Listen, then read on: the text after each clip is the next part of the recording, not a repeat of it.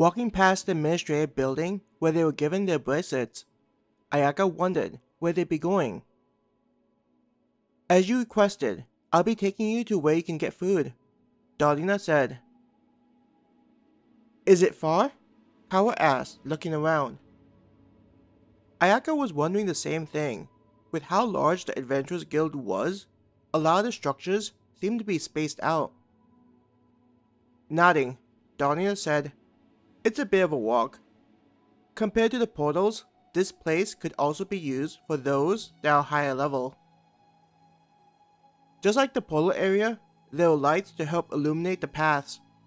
Compared to their time navigating through the dark with the help from the moon outside the underground city, Ayaka enjoyed the semi-romantic atmosphere that was created. In her mind, Ayaka could imagine walking with someone and enjoying a nice date, somewhat like what life would have been like in the past. Not having to worry about monsters, either in the simulation or outside of the underground city. They all just follow the robot while taking in the sight of their surroundings.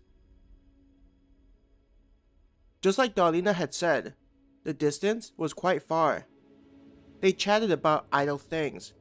The promise of food had taken up most of their thinking, making it a little difficult to talk about anything else. Ayaka saw they were heading to a tall structure, several times the size of the ones they saw on the current floor. Is that where we're going? Mizuki pointed to the building, her mouth slightly opened in surprise. Darlina looked back at them. That's correct. It's one of the larger buildings, though there are others. It gave them a smile, enjoying their reaction. Raising a hand, Masio asked, Why is it so big? Instead of answering his question, Darlina just maintained a smile on its face before continuing towards the building.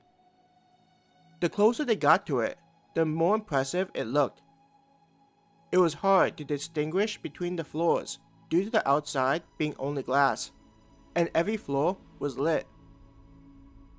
There were no signs or indication of it being for food on the exterior of the building. As they walked up the steps of the building and made their way into it, the doors automatically slid open. A refreshing breeze flowed out with the air smelling of some kind of food. Kawa's stomach made a growling noise, smelling the delicious food waiting for them. Giggling, Ayaka felt the same.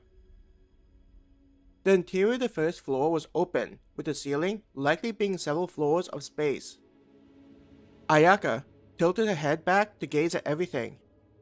Crystals were floating near the ceiling, giving off a gentle and relaxing light, similar to the ones out on the paths. Each step made a slight echo, and when looking down, she saw there was some type of white stone. Clustered in different areas were chairs and couches, looking as though they were meant for adventurers to relax after eating a large meal. In addition to the furniture were monitors scattered throughout. On the screens were images of people going about their day inside the simulation. Feel free to hang out here and relax. Many of the buildings inside the guild have a similar setup to encourage people to get to know one another and develop new friendships, Darlina explained. Just because it's not your current group, there's nothing wrong with exploring what others bring to your group in this environment. The guild was designed to foster teamwork amongst those who find their way into the underground cities. The robot explained to them in a cheerful voice.